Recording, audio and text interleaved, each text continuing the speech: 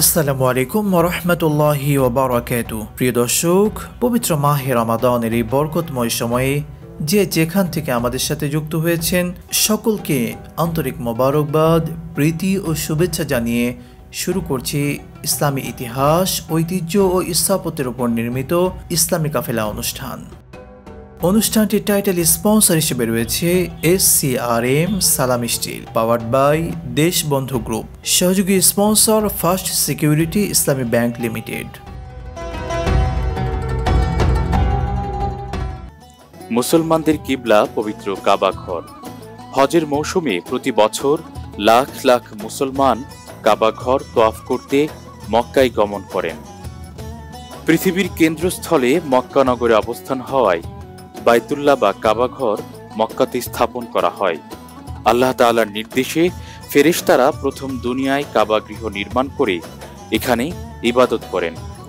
কাবা ঘরটি আল্লাহর আরশে মুআল্লার ছায়াতলে সোজাসুজি সপ্তম আসমানে অবস্থিত মসজিদ বাইতুল মামুরের আকৃতি অনুসারে ভিত্তি স্থাপন করা হয়। আল্লাহ তাআলা কাবা গৃহকে মানব জাতির ইবাদতের কেন্দ্রস্থল রূপে নির্দিষ্ট করেন। বেহেশত থেকে দুনিয়ায় পাঠানোর পর আদি মানবী হযরত আদম আলাইহিস সালাম এবং হযরত হাওয়া আলাইহিস সালাম ইবাদতের জন্য একটি মসজিদ প্রার্থনা করেন।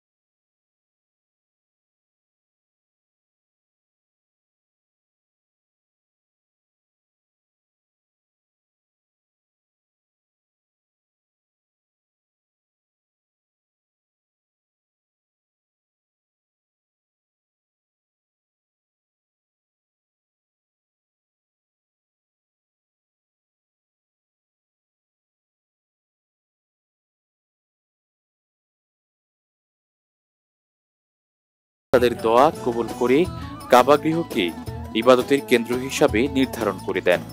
এরপর হযরত নূহ আলাইহিস সালামের যুগের মহাপ্লাবনে কাবা শরীফ ধসে যায়।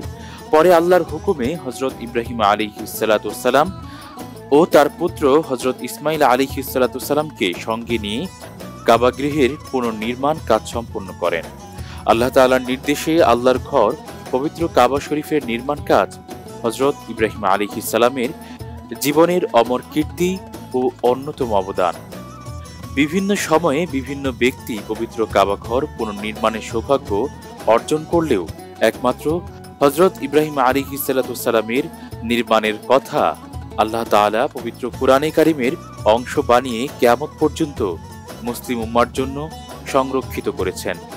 পবিত্র কুরআনে কারীমে এই ঘটনাটি খুব চিত্তাকর্ষক ভঙ্গিতে উপস্থাপন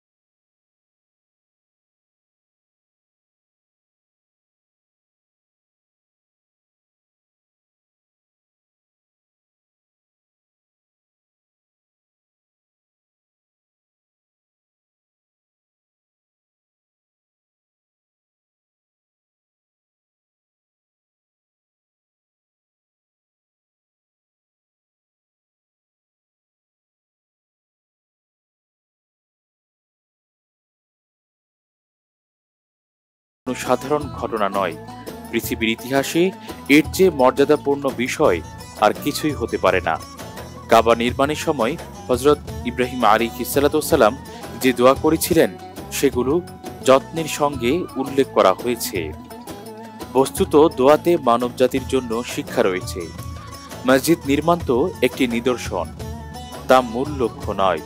মূল লক্ষ্য হচ্ছে জীবনের সর্বক্ষেত্রে আল্লাহর সামনে নিজেকে সঁপে দেয়া, তার বিধি নিষেধ বিনা বাক্যে মেনে নেয়া এই জন্য মসজিদ নির্মাণের সময় হযরত ইব্রাহিম আলাইহিস সালাতু সালাম জীবনের মূল লক্ষ্য সাধনের দোয়া করেছেন। সেই অমূল্য দোয়া শুধু নিজের জন্য নয়, বরং অনাগত বংশধরের জন্যও করেছেন। অতঃপর এই ঘরের মর্যাদা রক্ষা ও তার জিয়ারতের রীতিনীতি বাতলে দেওয়ার জন্য প্রার্থনা করেছেন। হযরত ইব্রাহিম আলাইহিস সালাতু সালামের প্রত্যেকটি দোয়া কবুল হয়েছে। ইতিহাসে আছে, তার বংশধরের মধ্যে সর্বদা একটি দল আল্লাহর আজ্ঞাবহ ছিল। এমনকি জাহিলিয়াতের আমলে আরবের সর্বত্র যখন মূর্তি পূজার জয় জয়কার ছিল, তখনও ইব্রাহিমী বংশের কিছু লোক একাত্মবাদ ও পরকালে বিশ্বাসী এবং আল্লাহ তাআলার আনুগত্যশীল।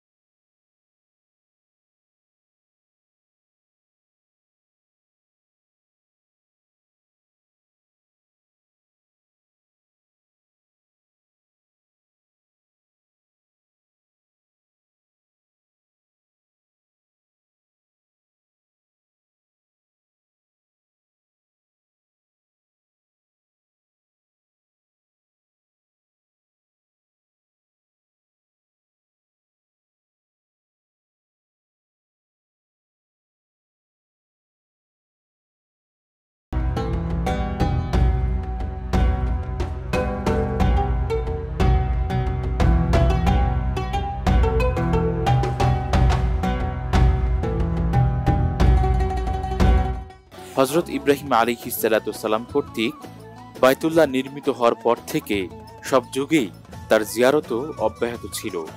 শেষ নবী হযরত মুহাম্মদ সাল্লাল্লাহু আলাইহি ওয়াসাল্লাম হযরত ইব্রাহিম আলাইহিস সালাতু সালামের সেই দোয়ারই ফসল, যা তিনি বাইতুল্লাহ নির্মাণকালে করেছিলেন।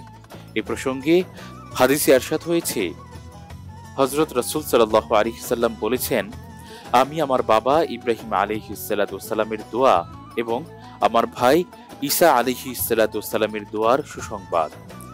ইসলামের ইতিহাসে 631 খ্রিস্টাব্দে নবম হিজরিতে হজের বিধান ফরজ হয়। পরের বছরে 632 খ্রিস্টাব্দে মহানবী সাল্লাল্লাহু আলাইহি ওয়াসাল্লাম হজ আদায় করেন।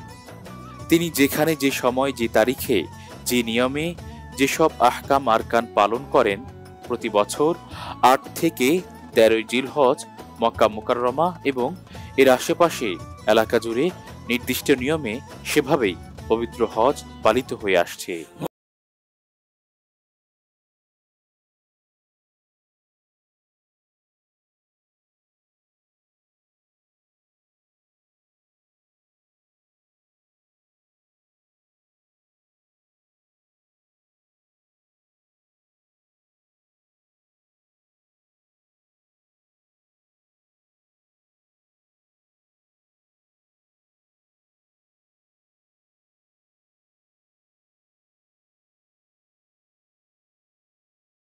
আমরা অনুষ্ঠানের একেবারে শেষ প্রান্তে চলে এসেছি। আজকের মতো এখানে বিদায় নিচ্ছি। আগামীকাল আবারও ঠিক একই সময় হাজির হয়ে যাব ইসলামের ইতিহাসের নতুন কোনো স্থাপত্য নিয়ে। আল্লাহ পাক সেই পর্যন্ত আমাদের সকলকে সুস্থ রাখুন, ভালো রাখুন। আসসালামু আলাইকুম ওয়া রাহমাতুল্লাহি ওয়া বারাকাতুহু।